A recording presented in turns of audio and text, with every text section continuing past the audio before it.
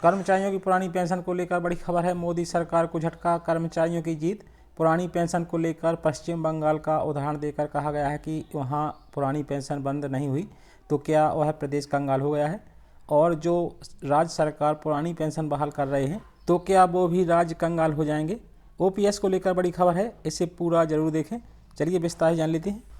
पुरानी पेंशन की बहाली के मामले पर नरेंद्र मोदी सरकार की तरफ से सबसे बड़ी दलील यही दी जा रही है कि अगर पुरानी पेंशन को बहाल किया गया तो देश में आर्थिक तंगी की समस्या पैदा हो जाएगी और राज्य से लेकर केंद्र सरकार के पास भारी आर्थिक बोझ आ जाएगा, जिस नाते से सरकारों का वित्तीय बजट खराब हो जाएगा। लेकिन मोदी सरकार की ये दलीलें सिरे से खारिज हो गई हैं, क्योंकि इस मामले पर सुप्रीम कोर्ट में जब कर्मचारियों का पक्ष रखा गया तो साफ तौर पर स्थिति साफ निकल कर सामने आई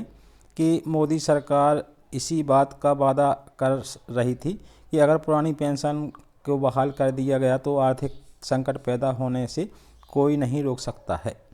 लेकिन एक राज्य ऐसा भी है जिसने कभी न्यू पेंशन स्कीम लागू ही नहीं की, बल्कि उसने विचार भी नहीं किया, और वह राज्य है पश्चिम बंगाल। यहाँ पर शुरू से ही पुरानी पेंशन ही चल रही है और अभी भी पुरानी पेंशन योजना काम कर रही है। मज़े की बात यह है कि यहाँ पर कभी पुरानी पेंशन योजना से कोई समझौता नहीं किया गया और कर्मचारियों को बदस्तूर पुरानी पेंशन ही दी जा रही है। बावजूद इसके राज्य की वित्तीय स्थिति पर कोई भी फर्क नहीं पड़ा है, बल्कि न्यू पेंशन स्कीम वाले राज्यों से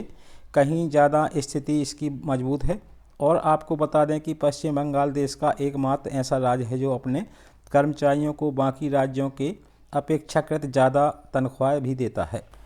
भत्ता भी देता है। इन सब को देने के बावजूद पश्चिम बंगाल की ही बाकी राज्यों की अपेक्षाकृत ज़्यादा अच्छी है।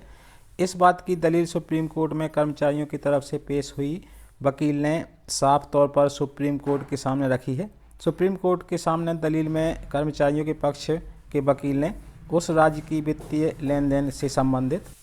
कई विषयों को प्रकाश में रखा है। दरअसल सबसे पहले वकील ने सकल घरेलू उत्पाद की दर पूरी जानकारी सरकार की तरफ से लेकर के सुप्रीम कोर्ट के सामने रख दी है। इसके अलावा कर्मचारियों पर खर्च होने वाले पैसे की पूरी जानकारी सुप्रीम कोर्ट के सामने वकील ने ही रखी है। इसके अलावा वकील ने कर्मचारियों के जरिए सरकार को होने वाले वित्तीय लाभ की भी जानकारी बाकायदा सुप्रीम कोर्ट को दी है, और इस बाबत जानकारी भी दी है कि इन सब की जानकारी देश के कई ऐसे राज्यों से कहीं ज़्यादा है जहां पर पुरानी पेंशन स्कीम को सिरे से खारिज किया जा रहा है कि इसको लागू करने से देश में आर्थिक स्थिति खराब हो जाएगी। उस वकील ने इस बात का दावा किया है कि केंद्र की मोदी सरकार और राज्यों के बीजेपी शासित सरकारों के तरफ से कर्मचारियों को सिर्फ गुमराह करने के लिए पुरानी पेंशन की बहाली के मुद्दे पर यह बोला जा रहा है कि अगर पुरानी पेंशन को बहाल कर दिया गया तो राज्य की आर्थिक स्थिति खराब हो जाएगी या देश की आर्थिक स्थिति पर इसका भारी बोझ बढ़ेगा, जबकि वास्तविक स्थिति यह है कि ऐसा कुछ होने वाला नहीं है। और अगर ऐसा होता है तो सबसे पहले बंगाल जैसे राज्यों को दिवालिया हो जाना चाहिए था,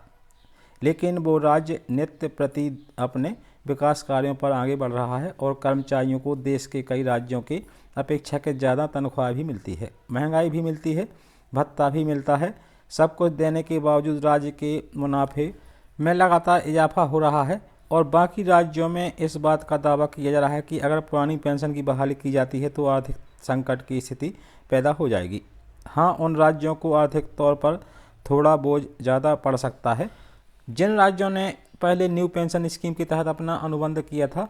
उसके बाद फिर से पुरानी पेंशन को बहाल करना शुरू कर दिया है। उनके लिए समस्या यह है कि वर्ष 2004 से पुरानी पेंशन को बंद किया गया था और उसकी जगह पर न्यू पेंशन स्कीम को लागू किया गया था। इसलिए अब कर्मचारियों को पुरानी देनदारी भी ज़्यादा देनी पड़ेगी और इसके नाते से आर्थिक व्यवस्था थोड़ी सी प्रभावित हो सकती है। लेकिन इसका मतलब यह नहीं है कि उसके नाते से राज्य कंगाल हो जाएंगे, बल्कि इसमें आगे चलकर कि सरकार संशोधन भी कर सकती है। जिसके अलावा वकील ने इस बात का भी दावा किया है कि सभी जिन कर्मचारियों को लेकर यह दावा किया जा रहा है इनकी पुरानी पेंशन बहाल करने से आर्थिक स्थिति पर बोझ बढ़ने वाला है, तो यहाँ पर गौर करने वाली बात है कि इन कर्मचारियों को रिटायर होने में अभी कम से कम 10 से 15 साल लग जाएंगे और 10 से 15 साल के बीच में सरकार को एक मुश्त कोई पैसा कर्मचारियों को खर्च नहीं करना है। बल्कि धीरे धीरे करके खर्च करना है। लिहाजा आर्थिक बोझ बढ़ने का कोई सवाल ही नहीं पैदा होता है। कर्मचारियों की तरफ से पेश हुए वकील ने एक और बात तो उजागर कर दिया कि कहा है कि सरकार न्यू पेंशन स्कीम के तहत कर्मचारियों की तरफ से जमा किए गए पैसे से जो कि शेयर बाजार में निवेश किया गया था, उसी पैसे पर भारी भरकम ब्याज कमाया हुआ है और उस ब्याज के ही आधार पर अगर सरकार कर्मचारियों को पुरानी पेंशन देने के बारे में सोचे तो भी सरकार के पास काफ़ी ज़्यादा पैसा बच जाएगा। और सरकार अगर इसको आधार बना रही है कि पुरानी पेंशन को बहाल करने से राज्यों से लेकर केंद्र सरकार पर अतिरिक्त आर्थिक बोझ बढ़ने वाला है, तो यह बात गले से नीचे उतरने वाली बात नहीं है। यह पूरी दलील कर्मचारियों की तरफ से पेश हुए वकील की उस समय पर आई जब केंद्र की मोदी सरकार पुरानी पेंशन को ख़त्म करने के लिए सुप्रीम कोर्ट का सहारा ले चुकी है और सुप्रीम कोर्ट को बाकायदा याचिका भेज करके इस मामले को ख़त्म करने की सिफारिश की गई है कि पुरानी पेंशन की बहाली के मुद्दे पर राजनीतिक दलों की तरफ से बहाली करने का वादा किया जा रहा है। और जबकि इसका आधार यह है कि अगर पुरानी पेंशन को बहाल किया गया तो देश में आर्थिक संकट पैदा हो जाएगा। तो साथ ही जान के पसंद आई वीडियो को लाइक करें, शेयर करें। धन्यवाद।